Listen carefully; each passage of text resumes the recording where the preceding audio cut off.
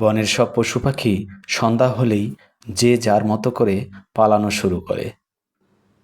কারণ ওই বনে একটা ভয়ানক ডাইনি থাকে, যে প্রতিদিন সন্ধ্যা হলেই একটি প্রাণী ধরতে বের হয় এবং চাহিদা মতো একটি প্রাণী ধরে আনে, তা আগুনে পুড়ে রান্না করে খায়। সমস্ত প্রাণীটা সে একাই খেয়ে ফেলে। পরের দিন সকালে সিংহ সকলকে ডেকে বলল, আমি আজ তোমাদের ডেকেছি একটি কারণে, তা হলো আমাদের বনের শান্তির অভাব। আমরা ঠিকমতো ঘুমাতে পারি না, আতঙ্কে থাকি। সন্ধ্যা হলেই যে যার মতো করে ছুটে পালাই। এমত অবস্থায় আমাদের কি করা উচিত? বাঘমশাই, তুমি আগে বলো। তখন বাঘ বলল, আমরা আর কি করব, ডাইনি তো অনেক শক্তিশালী, ওর সাথে কি আর আমরা পারবো?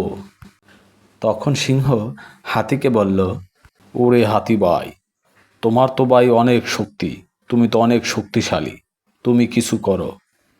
তখন হাতি সিংহকে বলল, আমি আর কি করব, আমার গায়ে শক্তি আছে, আমি শক্তিশালী, কিন্তু আমি ডাইনির মতো উড়তে পারি না। যদি আমি ডাইনির মতো উড়তে পারতাম, তাহলে আমি কিছু একটা করতে পারতাম। এবার সিংহ শিয়াল মশাইকে বলল, শিয়াল মশাই, তুমি তো পণ্ডিত, তুমি একটা বুদ্ধি বের করো, কি করা যায়? তখন শিয়াল বলল, আমার মাথায় একটা বুদ্ধি এসেছে। তখন সিংহ বলল, ওহ, তাড়াতাড়ি বলো। শিয়াল বলল, ডাইনি সবার চেয়ে শক্তিশালী, কিন্তু আগুনের কাছে নয়। সিংহ বলল, একটু বুঝিয়ে বলো। তখন শিয়াল বলল, ডাইনি যখন আগুন জ্বালিয়ে রান্না করে, ঠিক তখন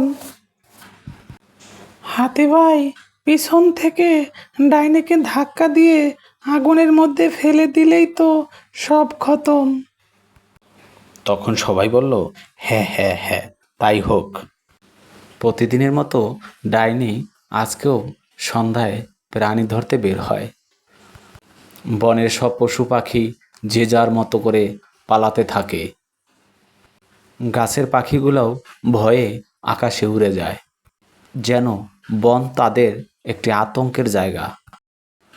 বন থেকে তখন ডাইনি একটি ছাগল ধরে আনে।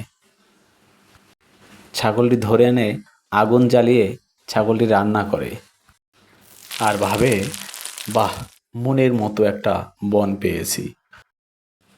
রান্না শেষে পুরা ছাগলটা সে একাই খেয়ে ফেলে আর ভাবতে থাকে, এই বন থেকে আমি যাব না, এই বনে আমি অনেক দিন থাকব, এই বনের পশু পাখি খেতে অনেক ভালো লাগে।